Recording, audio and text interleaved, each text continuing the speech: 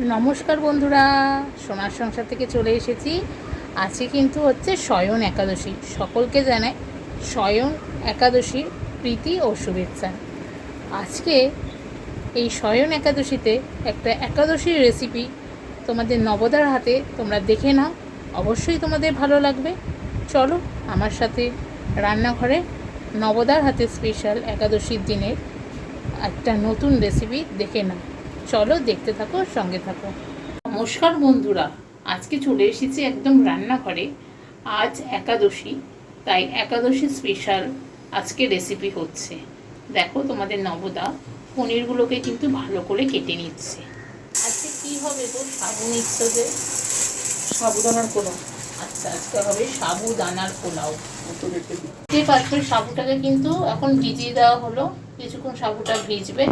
তো বন্ধুরা, পনিরটা বসিয়ে দেওয়া হয়েছে, আর পিঙ্ক সল্ট দিলাম, হ্যাঁ, আর একটু হলুদ, আর এই যে এর মধ্যে যাবে হলুদ দিয়ে পনিরটাকে ভালো করে ফুটিয়ে নেওয়া। এতে কি হয়, পনিরের ভ্যাসটা গন্ধটা একটা থাকে, ওটা বেরিয়ে যাবে, আর পনিরটা ফ্রেশ থাকে, ভাঙবে না রান্নার সময়। বন্ধুরা, এখানে আলু ছুলে নেওয়া হচ্ছে, বাদাম নিয়ে নেওয়া, বাদামটাকে জল দিয়ে ভিজিয়ে রাখা হয়েছে। তো বন্ধুরা, এখানে দিয়ে নেওয়া হলো, তো এখানে দিয়ে নেওয়া হলো সূর্যমুখী তেল। তেলটা ভালো করে গরম হোক। তো বন্ধুরা, এর মধ্যে দিয়ে দেওয়া হলো শুকনো লঙ্কা, আর এবার ভালো করে একটু লঙ্কাটা ফোড়ন হোক। বন্ধুরা, তেলটা ভালো করে গরম হয়ে গেছে, এবারে কেটে রাখা আলুগুলো ছোটো ছোটো করে দিয়ে দেওয়া হচ্ছে।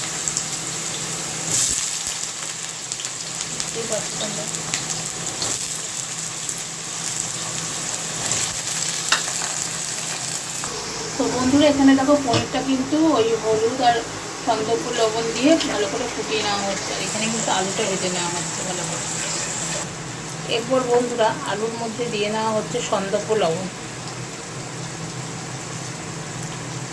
আর ওদিকে দেখতেই পাচ্ছ সাবুটাকে জল থেকে ছেঁকে ভালো করে রেখে দেওয়া হয়েছে। এভাবে জলটা যেন ভালো করে ছেঁকে ছাঁকা হয়ে যায়।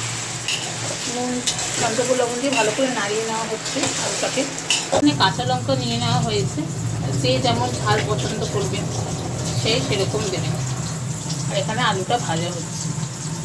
বন্ধুরা, এর মধ্যে বাদাম দিয়ে দেওয়া হচ্ছে, এর মধ্যে একটু সামান্য আদা গুঁড়ো দিয়ে দেওয়া হচ্ছে, আর এর মধ্যে দেওয়া হচ্ছে গোলমরিচের গুঁড়ো, আর বন্ধুরা এর মধ্যে দিয়ে নেওয়া হচ্ছে জিরে গুঁড়ো, ধনে জিরে গুঁড়ো, আর এর মধ্যে গেল একটু সামান্য পরিমাণে গরম মশলা দিয়ে, এরপরে আলুর সাথে ভালো করে বাদামটা আর সব মশলাকে বন্ধুরা কষিয়ে নিতে হবে।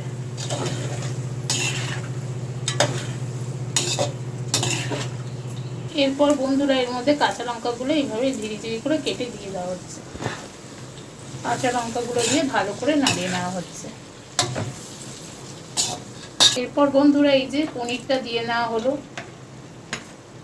দিয়ে এরপরে ভালো করে নাড়িয়ে নেওয়া হবে।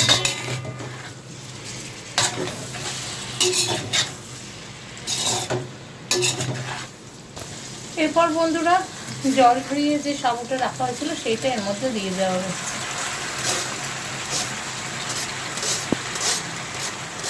আচ্ছা, রেসিপিটার নাম কি হলো তাহলে? সাবুদানার পোলাও। সাবুদানার পোলাও। এরপরে বন্ধুরা, এর মধ্যে দিয়ে দেওয়া হলো সন্দকপুর লবণ সামান্য সামান্য,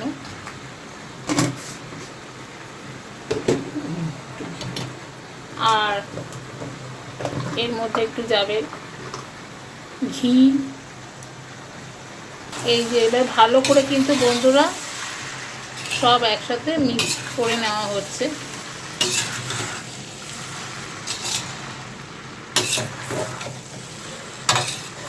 তো বন্ধুরা দেখো, দারুণ হয়েছে কিন্তু সাবুর পোলাও।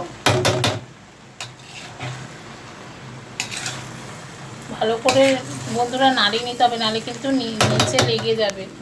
নাড়ানোর সময় খুব সাবধানে, নিচে লেগে যেতে পারে। ভালো করে তোমরা সবাই কিন্তু নাড়াবে এটাকে। বন্ধুরা এই যে ঢাকা চাপা দিয়ে রাখা হলো, এরপরে 2 মিনিট পর খুলে নেওয়া হবে। গ্যাসটা কিন্তু একদম লো ফ্লেমে রেখে দেবেন।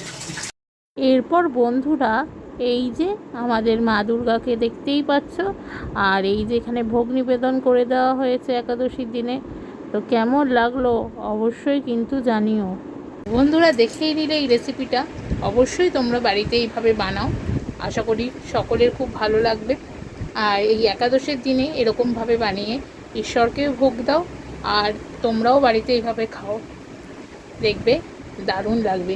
তাই তোমাদের কি করতে হবে, তোমাদের করতে হবে সোনার সংসার চ্যানেলটিকে ঝটপট করে শেয়ার সাবস্ক্রাইব করে দিতে হবে। আর হ্যাঁ, লাইক কমেন্ট শেয়ার করতে ভুলো না। ঝটঝট করে বন্ধুরা সাবস্ক্রাইব করে দাও সোনার সংসারকে। চলো আজকের মতন টাটা, সবাই ভালো থেকো, সুস্থ থেকো।